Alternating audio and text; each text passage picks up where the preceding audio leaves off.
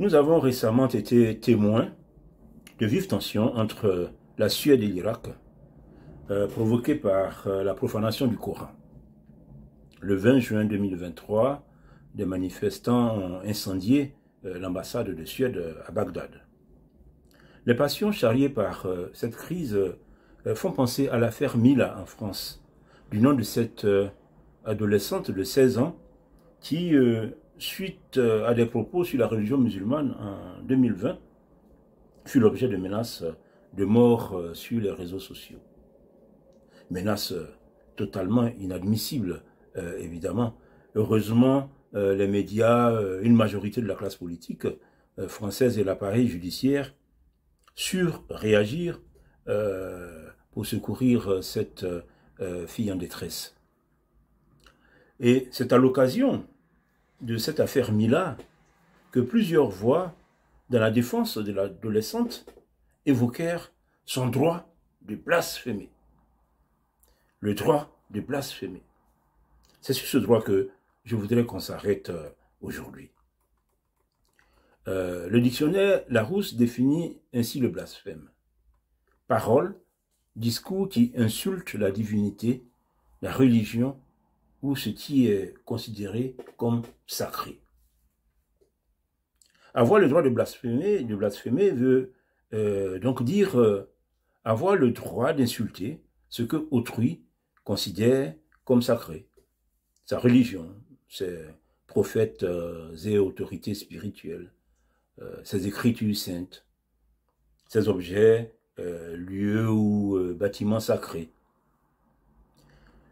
Faut dire que pour nous autres qui avons grandi proche de l'Afrique noire traditionnelle animiste, qui avons vu la diversité des divinités et des rites sacrés, ce droit a quelque chose de surprenant.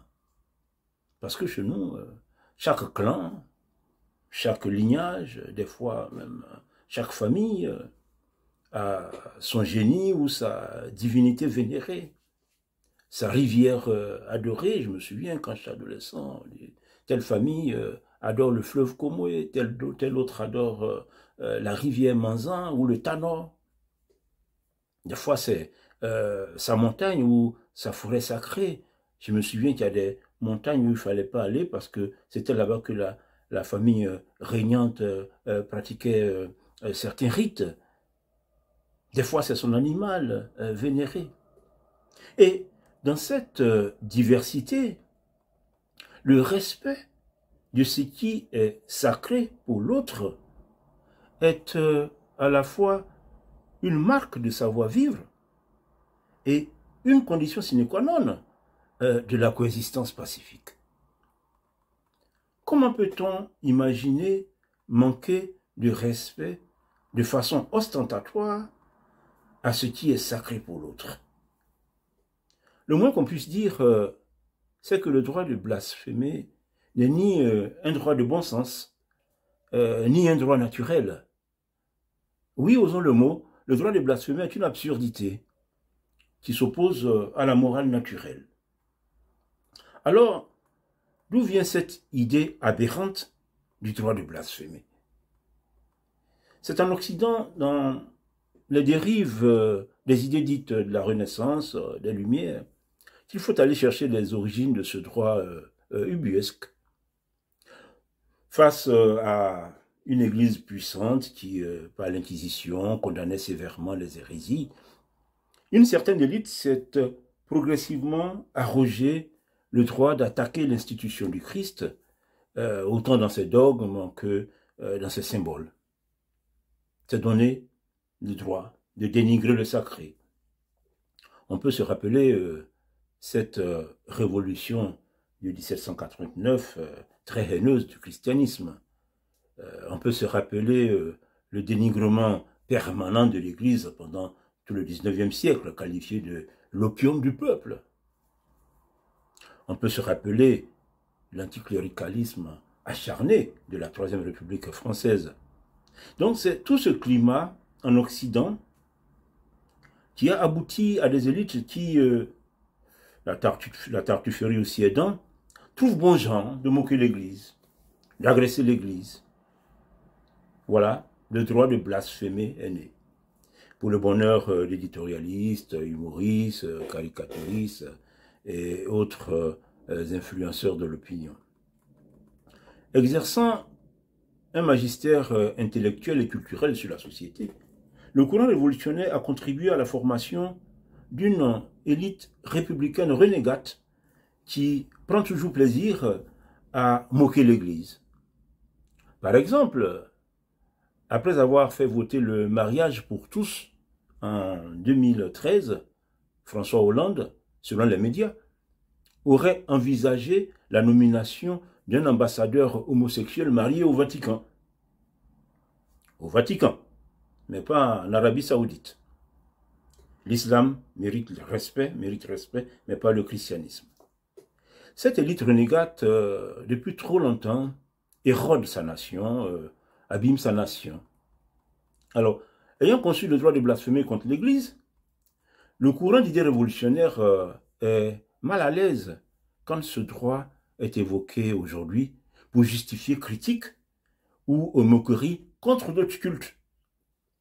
En 2015, au lendemain de l'attentat meurtrier en réaction contre les caricatures du prophète Mahomet, la gauche révolutionnaire française n'était pas aux avant-postes pour scander je suis Charlie, ah non, non, non.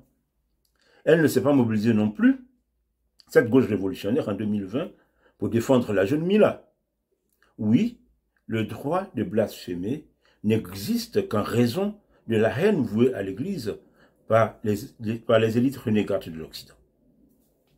Et ce n'est certainement pas au moment où cette gauche révolutionnaire, dans son entreprise de déconstruction de la société, ce n'est pas au moment où elle s'est alliée à l'islamisme qu'elle va encourager l'exercice du droit de blasphémer contre l'islam. Alors, il est bon de le noter, le droit de blasphémer, ce droit inepte, a été conçu dans un contexte historique précis, pour une cible précise. Ce droit n'est concevable que dans la mesure où sa cible est exclusivement l'Église. Cette dernière, régulièrement victime de violences, des fois même d'assassinats de la part des révolutionnaires, notamment en 1789 et pendant la commune de 1871, cette dernière, l'Église, a appris à battre sa coulpe, à raser les murs, à se laisser marcher dessus, à éviter toute réaction contre de multiples attaques injustes dont elle est régulièrement la cible. Alors, il est bon que tout le monde le sache, ce n'est pas parce que l'Église se laisse marcher dessus que les autres cultes, les autres religions devraient faire comme elle. Les Occidentaux doivent comprendre que si, par la terreur et l'intimidation, ils se sont octroyés le droit de dénigrer ou moquer leur Église, ça c'est leur affaire. Mais ils ne peuvent pas exiger des autres cultes, ni de leurs adeptes, qu'ils leur pardonnent cette inconduite absurde du blasphème. Oui, le droit de blasphémer est une absurdité. Et les chrétiens en Occident devraient réapprendre à défendre leur foi, à exiger du respect pour leur religion. Aux Occidentaux, d'une façon générale, je dirais, au lieu de vous laisser berner par cette ineptie du droit de blasphémer, vous gagneriez à vous rassembler tous les dimanches dans ces belles églises et sublimes cathédrales que vos valeureux anciens vous ont laissé en héritage. Vous y unir dans la défense de ce que vous êtes, dans la perpétuation de la foi de vos ancêtres. Et y trouver une transcendance capable de revigorer vos nations qui sont très mal en point. Le droit de blasphémer est une illustration des dérives de cet intellectualisme militant débridé dont l'Occident est coutumier depuis plusieurs siècles. Aujourd'hui, par exemple, la femme ne naîtrait plus femme, et l'homme ne naîtrait plus homme, chaque personne humaine étant libre de choisir ce qu'il désire être, la folie. Un monde insensé, un monde où l'insensé fait de plus en plus autorité. Alors à la jeunesse africaine, même quand elle vit en Occident, je conseille d'adopter la sagesse de ses ancêtres en respectant ce qui est sacré pour l'autre. Je conseille de s'interdire l'exercice de ce droit de blasphémer. Toutes les religions, surtout des religions qui rassemblent des centaines de millions d'êtres humains comme le bouddhisme, le christianisme, l'islam, ne doivent en aucun cas être insultées, même si on ne partage pas leur foi. Loin de moi l'idée d'interdire toute réflexion ou débat sur les religions, leurs croyances, leurs dogmes ou leurs prescriptions sociales ou sociétales. Mais débattre n'est ni injurier ni provoquer. Oui, blasphémer, il faut le dire, c'est peut-être avant tout manquer de savoir-vivre. Je vous remercie.